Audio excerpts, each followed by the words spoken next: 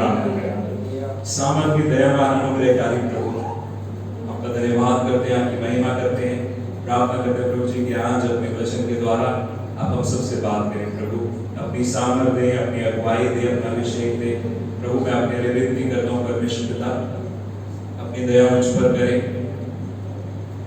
आपसे प्रार्थना करता हूँ प्रभु, मुझ में कोई काबिलियत नहीं है, केवल आपका अनुग्रह, आपका प्यार है प्रभु, जिसकी कोई सीमा नहीं है प्रभु। आप अपना प्यार करते हैं, इसके लिए आपका धन्यवाद। यहोवा परमेश्वर, प्रार्थना करता हूँ प्रभु कि आज आपके वचन को ईमानदारी और अभिषेक से सिखाने में आप मदद करें।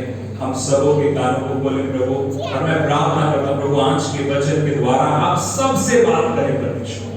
हर एक जन जो सच में आपकी आवाज को सुनना चाहता है, आप उन सब से बात करें प्रभु आज के वचन के द्वारा। अभिषेक करें प्रभु, हमें सामर्थ्य से नई ताजगी से भरे। सारी महिमा आपको देते हैं और प्रार्थना प्रभु यीशु के नाम से मांगते हैं, आमीन। आज हम बात करेंगे कि अपनी जिंदगी की कहानी पे काम करते रहे। सब लोग एक कहानी, हम सब की जो जिंदगी है वो एक दिन खत्म होगी। तो समझ लीजिए कि एक स्टोरी है जो चल रही है, और उस स्टोरी को लिखने का जो काम है वो प्रभु ने आपको दे रखा है। कई लोग सोचते हैं जी जो प्रभु की मर्जी है वो होगा। परमेश्वर ने हमें कठपुतली नहीं बना रखा कि उसने अपने हाथ में धागे बांध रखे और वो हमें चला रहा है, ऐसा नहीं है। क्योंकि अगर ऐसा होगा तो फिर जो लोग पाप कर रहे हैं वो पाप कौन करवा रहा है? परमेश्वर। तो परमेश्वर ने हमें कठपुतली नहीं बनाया। परमेश्वर ने आदम और हवा को क्या किया? पहला स्त्री और पुरुष जब बनाए तो परमेश्वर ने उनको एक आशीष दी। प्रभु ने कहा, परमेश्वर ने उन्हें अपने स्वरूप में रचा, और फिर उसके बाद हमें कैसे पता कि प्रभु ने उन्हें चुनाव किया? याद है परमेश्वर ने क्या कहा था कि सारे वृक्षों का फल तो तुम खा सकते हो, पर इसका फल तुम मत खाना। मतलब वो खा सकते थे पर प्रभु कह रहा है मत खाना, फिर भी उन्होंने खा लिया। मतलब इंसान के पास शुरू से लेके अब तक चुनाव है। आपके और मेरे पास आज 11 अक्टूबर को चुनाव है कि हम अपनी जिंदगी की कहानी में क्या लिख रहे हैं। हमारी कहानी हो सकता है कहीं बहुत खराब जगह से शुरू हुई हो, या बहुत अच्छी जगह से शुरू हुई हो, आज खराब हो गई, या बहुत खराब जगह से शुरू हुई हो, आज अच्छी हो गई, या बहुत तेजी से दौड़ रहे थे प्रभु में पर थक गए, लॉकडाउन लग गया, वायरस आ गया दुनिया में, सब कुछ ठंडा पड़ गया, तो इसमें हमारा विश्वास भी ठंडा पड़ गया। देखिए अभी मैं प्रचार कर रहा हूँ और यहाँ पर हम लगभग 30-40 लोग हैं, उसमें से एक व्यक्ति प्रचार को ऐसे सुन रहा है।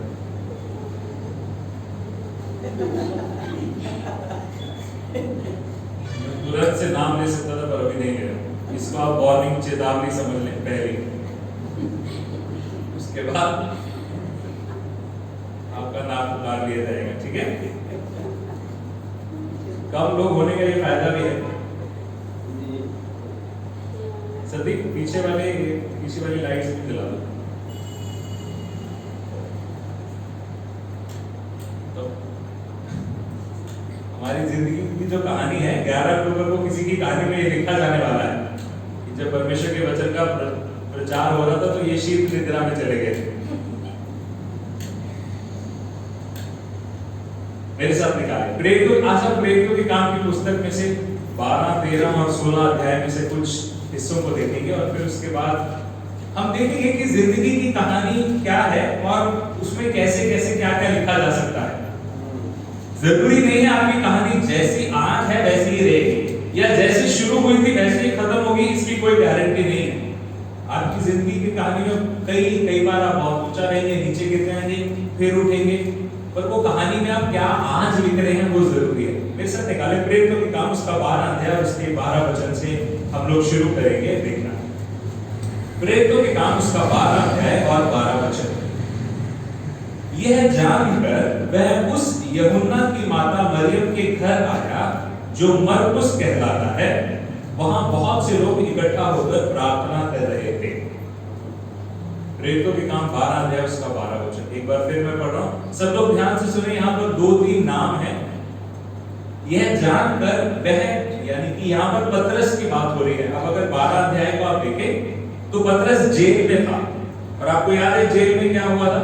जिन लोगों ने नया नियम पढ़ा है, तो उनको ये पता होगा कि पतरस जेल में, और प्रभु ने अद्भुत रीति से जेल के दरवाजे खोल दिए और पतरस अब जेल से आजाद होकर, किसी को नहीं पता पतरस क्या है, वो जेल से निकल कर आ गया है और अब वो इस घर में पहुंच जाते हैं। यहाँ पर वह जो बात है वो पतरस के, फिर से पढ़ते हैं, यह जानकर वह यानी कि पतरस उस यूहन्ना की माता मरियम के घर आया जो मरकुस कहलाता है।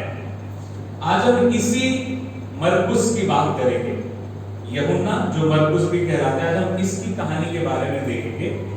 उसके घर में आया और वहां बहुत से लोग इकट्ठा होकर प्रार्थना कर रहे थे। अब हम बात कर रहे हैं पहली शताब्दी की। आज कौन सा साल चल रहा है? 2020। हम बात कर रहे हैं जब 100 चल रही थी, अब तो 1000 में पहुंच गए ना, 2000 हो गए।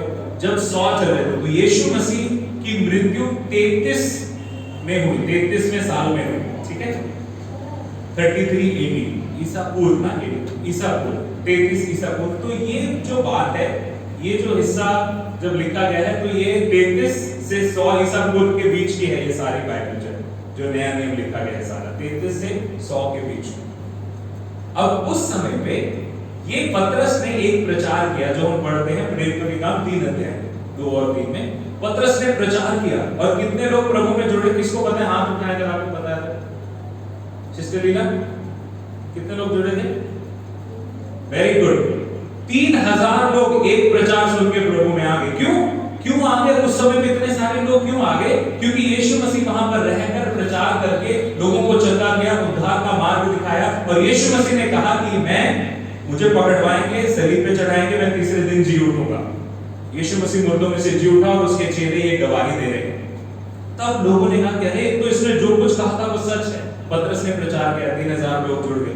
अब एक इलाके में से अगर 3000 लोग किसी एक राजनीतिक दल में भी जुड़ जाएं या कहीं कोई रैली कर रहे हैं या किसी भी चीज को करते हैं, 3000 लोग एक ही इलाके से, तो बहुत बड़ी बात हो जाएगी। तो वहां के जो अगुए हैं उन्होंने फिर पतरस को पकड़ा, जेल में डाल दिया। अब पतरस जेल से निकल के आया और वो कहां जा रहा है? इस यूहन्ना के घर पे। अब यहां पर एक चीज देखने वाली है कि क्या लगता है ये मरकुस जो यूहन्ना कहलाता है या यूहन्ना जो मरकुस भी कहलाता है, हम मरकुस ही बोलेंगे, ठीक है।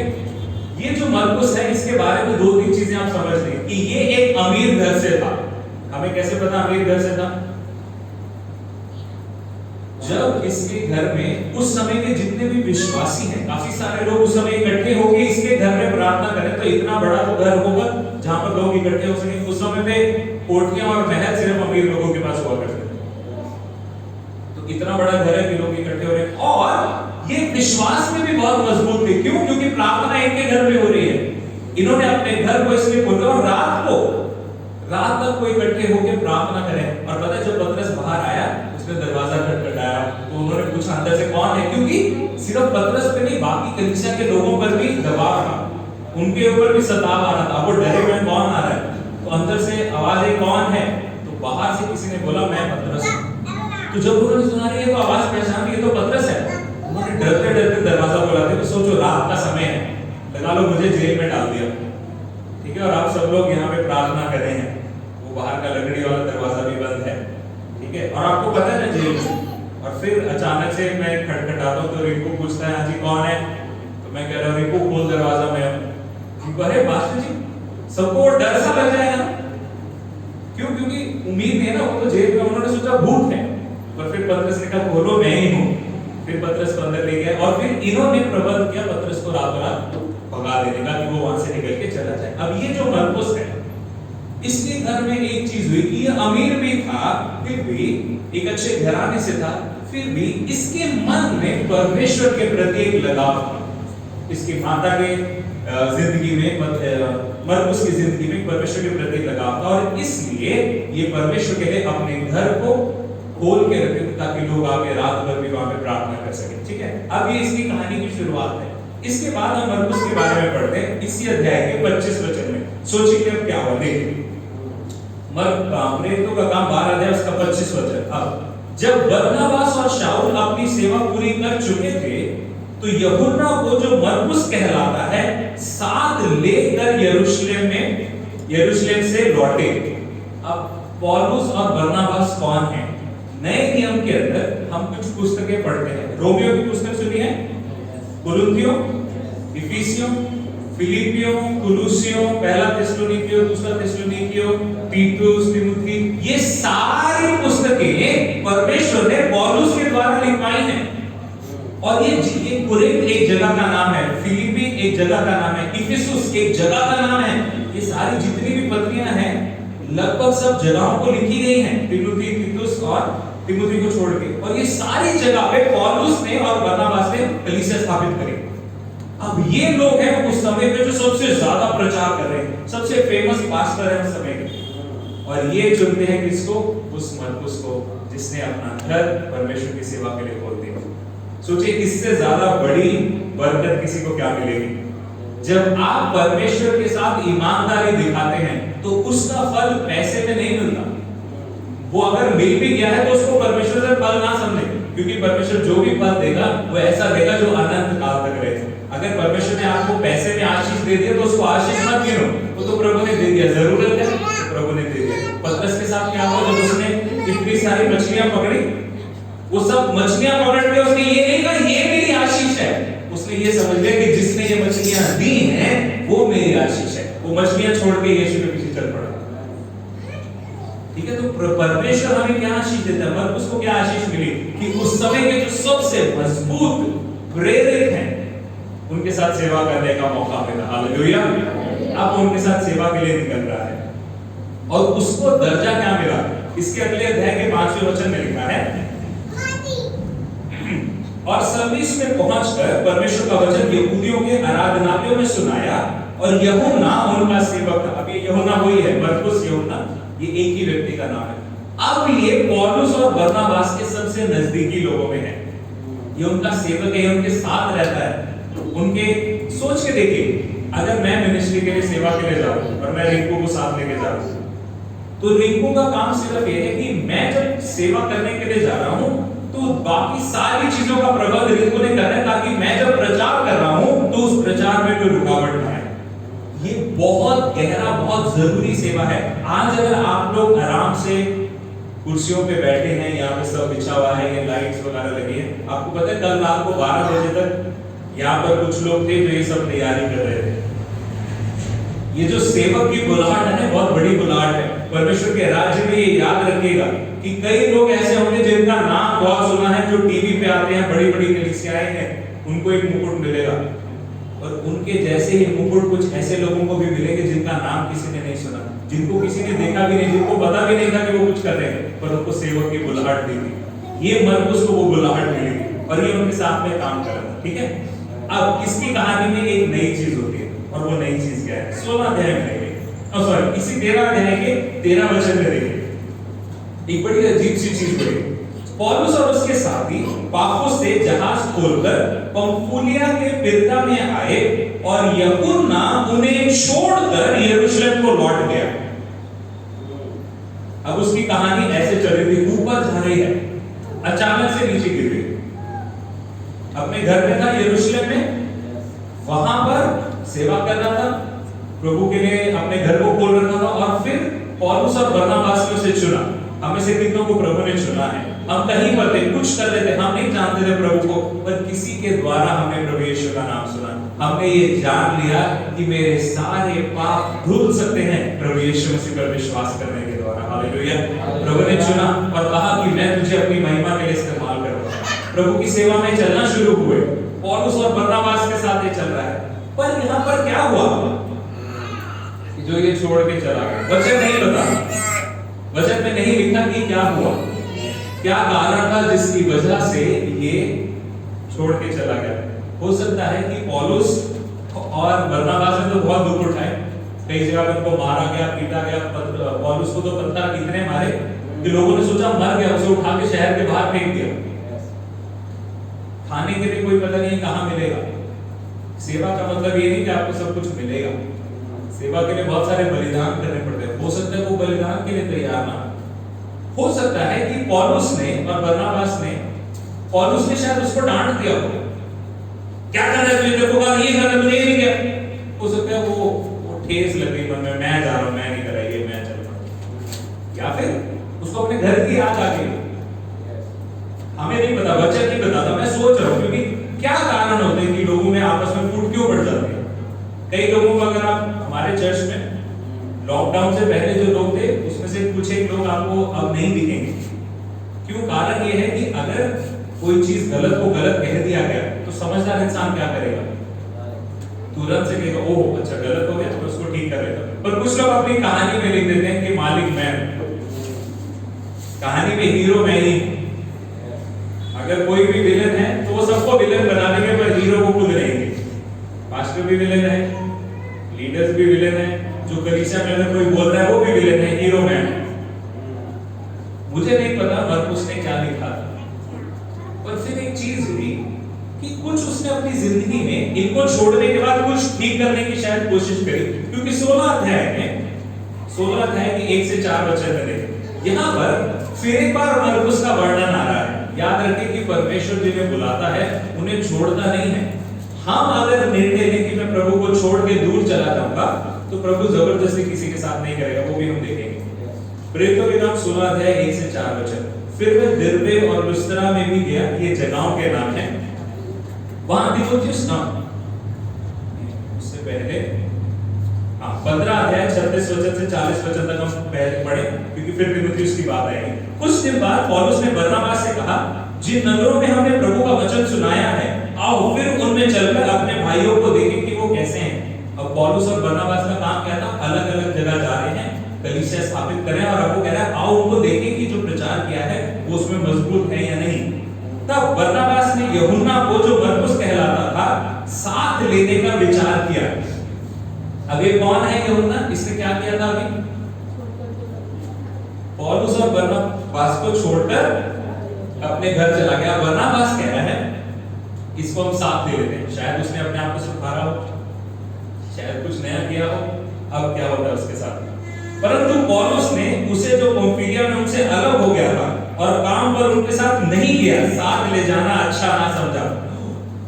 पौलुस का कह रहा है अरे परमेश्वर के दास को तो माफ करना चाहिए। परमेश्वर के दास में तो क्या होनी चाहिए? दीनता और नम्रता होनी चाहिए। पर यहाँ पर ध्यान से सुने, देखें वचन क्या कह रहा है। पौलुस कह रहा है कि ये प्रभु के राज्य में काम करने के लिए निकम्मा था। प्रभु के राज्य में जब हम प्रभु की सेवा कर रहे थे, इसने सेवा में जाना नहीं चाहा और ये वापस चला गया। तो पौलुस कह रहे हैं इसको ले जाना अच्छा नहीं है। 39 वचन में उनके बीच में ऐसा विवाद उठा कि वो एक दूसरे से अलग हो गए और बरनबास मरकुस को लेकर जहाज पर साइप्रस चला गया और पौलुस ने सिलास को चुन लिया और भाइयों से परमेश्वर के अनुग्रह में सौंपकर वहां से चला गया। अब मरकुस और पौलुस एक साथ अब नहीं है। अब एक चीज, एक और बहुत जरूरी चीज है, सब ध्यान में रखें। सब लोग इस बात को ध्यान से सुने, आज के प्रचार की बहुत जरूरी चीज है। मरकुस ने कोशिश करी प्रभु की सेवा करने की, पर वो फिर अपने किसी कारण से वो छोड़ के चुनाव किसका था वापस जाने का? पौलुस ने नहीं भेजा, बरनबास ने नहीं भेजा, वो अपनी मर्जी से उनको छोड़कर चला गया। पौलुस को हक था डांटने का, क्योंकि वो टीचर है, क्योंकि वो उसको सिखा के बनाना चाहता है, जैसा वो है वैसा बनाना चाहता है, पर उसने नहीं सुना, अब वो चला गया। और कई बार हम ये सोचते हैं अगर मैं चला गया तो परमेश्वर का काम नहीं होगा। 16 अध्याय का पहला वचन पढ़ो। फिर वह दिरबे और लुस्त्रा में भी गया, वहां तीमुथियुस नाम का एक चेला था जो किसी विश्वासी यहूदिनी का पुत्र था। 4वां वचन। और नगर नगर जाते हुए वह उन विधियों को जो यरूशलेम में प्रेरितों के साथ प्राचीनों को ठहराए कि मानने के लिए उन्हें पहुंचाते जाते थे। अब ये कौन है जो पहुंचाते जाते हैं? पौलुस और तीमुथियुस। अब पौलुस ने मरकुस को छोड़कर तीमुथियुस को ले गया। आपको पता है पौलुस ने मरकुस को कोई चिट्ठी नहीं लिखी है, पर तीमुथियुस को 2 खत लिखे गए हैं। तीमुथियुस ने पौलुस के साथ अच्छे से दुख उठाया, इसलिए उसका नाम परमेश्वर के वचन में दर्ज है। पर मरकुस की कहानी, अभी हम ये देख रहे हैं कि अपनी कहानी को हमें ठीक करते रहना है। अब इसकी कहानी में पूरे प्रेरितों के काम की पुस्तक में हम दोबारा कभी भी मरकुस, यूहन्ना मरकुस का नाम नहीं सुनते। इसने परमेश्वर के राज्य में चलने की कोशिश करी, पर फिर अपने किसी कारण से छोड़ दिया पौलुस और बरनबास के साथ सेवा करना। पर इसने एक चीज नहीं छोड़ी जो हम अभी देखेंगे।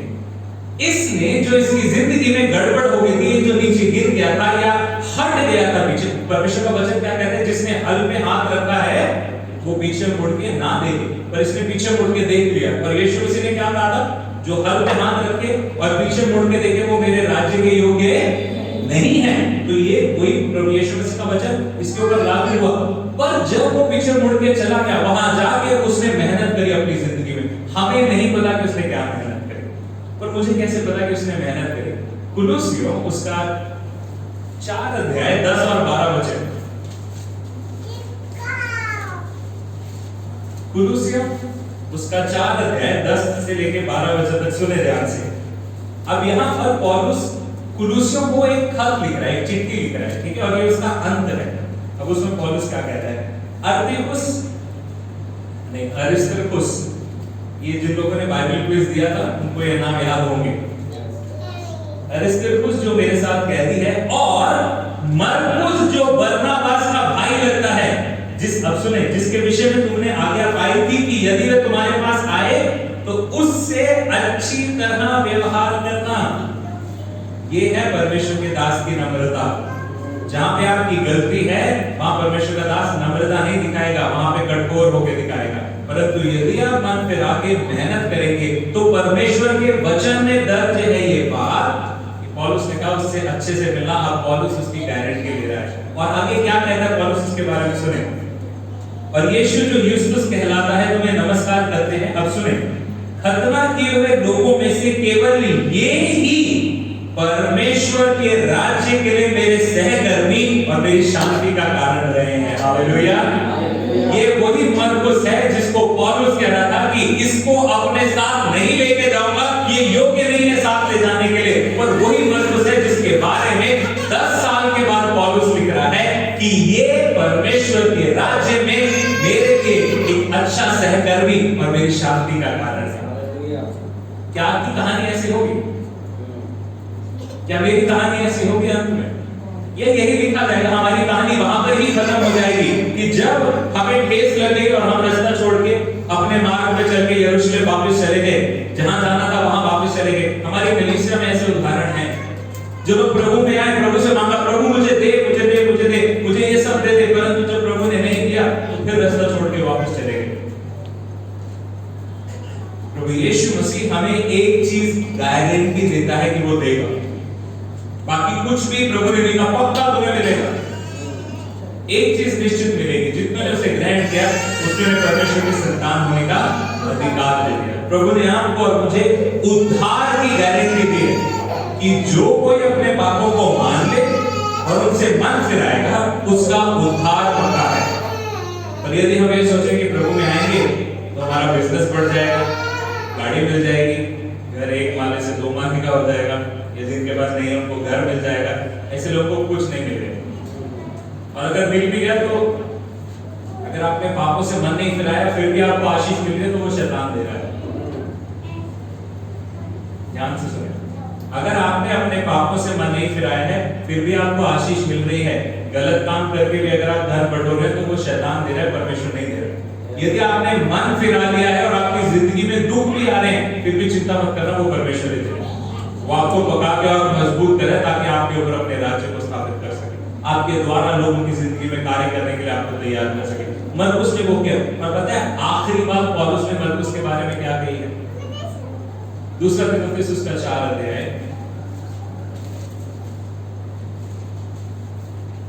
और उसके 10 से 4 अध्याय उसका 11 वचन सुने। अब पौलुस तिमुथियुस को एक खत लिख के कह रहा है, केवल लूका मेरे साथ है, मरकुस को लेकर चला क्योंकि सेवा के लिए वह मेरे बहुत काम का है।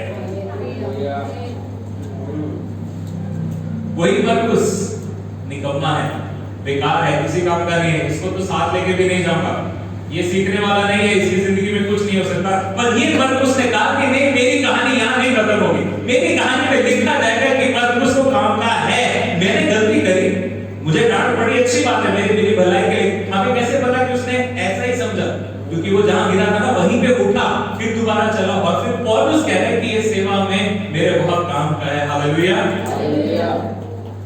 नए नियम के अंदर 4 सुसमाचार की पुस्तकें हैं, मत्ती, मरकुस, लूका और यूहन्ना। आपको पता है वो दूसरी पुस्तक इसी यूहन्ना मरकुस ने लिखी है। हम पढ़ लेते हैं ना मरकुस रचित सुसमाचार, हमने पढ़ लिया मरकुस 10:45 प्रचार कर दिया, हम भी पढ़ लेते हैं। पर ये थी उसकी जिंदगी। सोचिए वो कहां गिरा था, कहां से उठाया गया और आज कहां उसका नाम दर्ज है। मेरे प्रियो, हमारी कहानी में कितने भी उतार चढ़ाव आए, एक चीज याद रखें, अपनी कहानी में प्रभु को केंद्र में रखें। हीरो आप या मैं या कोई और नहीं, हीरो केवल यीशु मसीह हो। ताकि हम सिर्फ साइड हीरो हैं, विलन शैतान है और हीरो यीशु है। हम सिर्फ हीरो की मदद करने के लिए कि मेरी जिंदगी से यीशु कैसे महिमा पाए, मेरी जिंदगी से उसका नाम कैसा ऊंचा उठाया जाए। जब आप वो मकसद रखेंगे तो हमारी जिंदगी में कितनी भी ठोकरें मुश्किलें क्यों ना जाएं, हम फिर खड़े होंगे और अंत में हमारे बारे में यही लिखा जाएगा कि परमेश्वर के राज्य में सेवा के लिए ये व्यक्ति बहुत काम का है। अपनी कहानी पर, अपनी जिंदगी में हार मान के बैठ न जाए, हाथ नहीं खड़े करें, लिखते रहें, गिर गए हैं उठे मजबूती से। अगर आप चल रहे हैं मजबूती से तो बढ़ते रहें। अपना ध्यान रखें कि कोई भी चीज आपको वो संगति से दूर ना कर सके। सोचिए कि अगर हो सकता है वो पौलुस के साथ लगा ही रहता तो शायद कुछ और होता। पर याद रखें, परमेश्वर के राज्य में कोई भी ऐसा नहीं है कि अगर आप सोचेंगे कि मैं सोचूंगा कि मैं मिनिस्ट्री छोड़ के चला जाऊंगा तो यीशु का राज्य नहीं बढ़ेगा, तो प्रभु यहां से किसी को भी खड़ा कर सकता है अपनी सेवा के लिए। मरकुस चला गया, तीमुथियुस को खड़ा कर दिया। अगर तीमुथियुस भी छोड़ देता तो परमेश्वर किसी और को खड़ा कर देता। पर आपकी और मेरी कहानी में क्यों कोई और प्रभु किसी और को इस्तेमाल करे? उसने हमें चुना है, हमें बुलाया है। अपनी कहानी में हम ये लिख लें कि जब तक मैं जिंदा हूं मेरे लिए जीना मसीह और मरना लाभ है, और मेरे नाम पे परमेश्वर के राज्य में ये लिखा जाए कि प्रभु के राज्य के लिए बड़े काम का व्यक्ति, बड़े काम का भाई और बड़े काम करते हैं। आमीन। आइए प्रार्थना करें।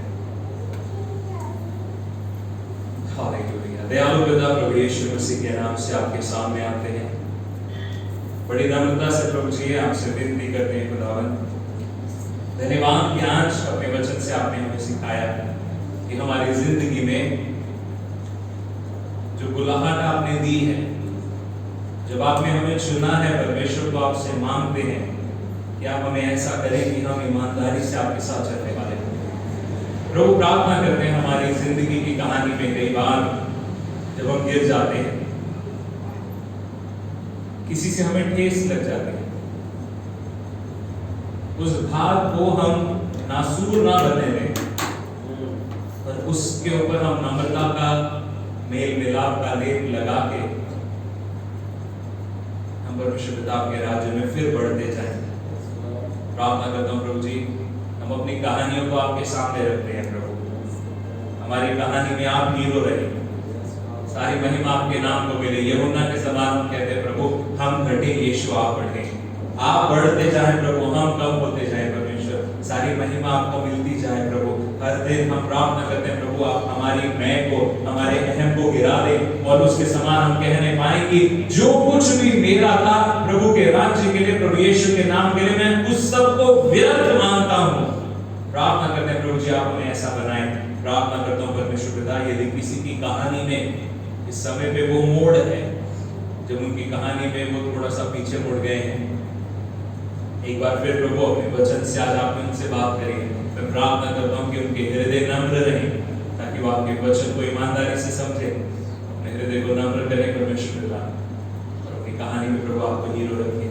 अपनी कहानी के अंदर परमेश्वर पिता को इस मकसद के साथ जिए कि वो आपके राज्य के लिए प्रभु उपयोगी होने पाए। प्रार्थना करते हैं परमेश्वर हमारी कलीसिया में भी प्रभु कुछ ऐसे हैं जो मन फिरा के प्रभु जी यरूशलेम को चले गए हैं। प्रार्थना करते हैं प्रभु उन पे दया करें, उनको भी मरकुस जैसा दिल दे कि वो जहां हो अपनी जिंदगी में कार्य करते रहे, अपने ऊपर कार्य करते रहे, ताकि एक दिन उनको देख के हम ये कहने पाए ये परमेश्वर के राज्य में बहुत काम का व्यक्ति है। प्रार्थना करते हैं परमेश्वर हम सबको भी आप ऐसा बनाएं, आप हमारी अगुवाई करें प्रभु जी। धन्यवाद करते हैं परमेश्वर पिता, आज अपने वचन से आपने हमसे बात करी। आपसे मांगते हैं प्रभु जी कि जब हम सब यहाँ से अपने घरों की ओर जाते हैं परमेश्वर, आपसे प्रार्थना करते हैं प्रभु जो सीखा है उसको प्रभु हम समझने पाए कि हर दिन हमारे पास मौका है कि हम अपनी जिंदगी की कहानी में क्या जोड़ रहे हैं, और हमें नहीं पता कौन सा दिन, कौन सा अध्याय आखिरी होगा, कोई नहीं जानता। मेरे प्रियो, हम में से कोई नहीं जानता कि हम कितने दिन जिएंगे, कितने साल जिएंगे, किसी को नहीं पता। अपनी जिंदगी की कहानी को इस रीति से लिखते जाएं कि हर दिन हम ईमानदारी से जिए कि आज का दिन प्रभु को समर्पित है, और फिर अगर अगले दिन हम जीवित हैं तो वो दिन भी प्रभु को समर्पित करें, ताकि हमारी जिंदगी की कहानी से प्रभु को महिमा मिले। पिता हम प्रार्थना करते हैं हमारी अगुवाई करें, पूरे सप्ताह भर में अपनी महिमा के लिए हम इस्तेमाल करें। प्रभु एक बार फिर आपसे मांगते हैं प्रभु, यदि कोई बीमार है तो चंगा करें प्रभु। यदि कोई आज आपके भवन में किसी खास चिंता के साथ, किसी खास निवेदन के साथ आया था परमेश्वर, तो प्रभु यीशु के नाम से आपसे मांगता हूँ प्रभु, हम एक मन होकर मांगते हैं परमेश्वर पिता कि आप उसकी प्रार्थना का उत्तर दे दें। आप सुन ले प्रभु जी और उत्तर दे दें। प्रार्थना करते हैं प्रभु जी, अगली सर्विस में भी आप हमारी अगुवाई करें प्रभु। जो लोग अपने घरों को जाते हैं उनके साथ हो, जो लोग आपके भवन में अगली सर्विस में आ रहे हैं उन्हें भी हिफाजत से लेके आए प्रभु जी, और हम सब मिलकर आपके नाम को महिमा देते। धन्यवाद करते हैं प्रभु फिर एक बार आपके वचन के लिए, सारी महिमा आपको देते हैं पिता। धन्यवाद के साथ प्रार्थना मांगते हमारे उद्धार करता प्रभु यीशु मसीह के जिंदा नाम से, हमें नए अपने स्थानों पे खड़े होंगे और प्रभु की प्रार्थना हम सब मिलकर करेंगे। हे हमारे पिता तू जो स्वर्ग में है, तेरा नाम पवित्र माना जाए, तेरा राज्य आए, तेरी इच्छा जैसे स्वर्ग में पूरी होती है वैसे ही पृथ्वी पर भी हो। हमारे दिन भर की रोटी आज हमें दे, और जिस प्रकार हमने अपने अपराधियों को क्षमा किया है वैसे ही तू भी हमारे अपराधों को क्षमा कर, और हमें परीक्षा में न ला परंतु हर बुराई से बचा, क्योंकि राज्य, पराक्रम और महिमा सदा तेरे हैं। आमीन। पिता परमेश्वर का प्रेम, प्रभु यीशु मसीह का अनुग्रह और पवित्र आत्मा का साथ और सहभागिता अब से लेकर प्रभु यीशु मसीह के दूसरे आगमन तक हम सबों के साथ बनी रहे। आमीन। सबको जय मसीह की। दूसरे से मिलके जाएं। प्रभु आपको बहुत आशीष दे।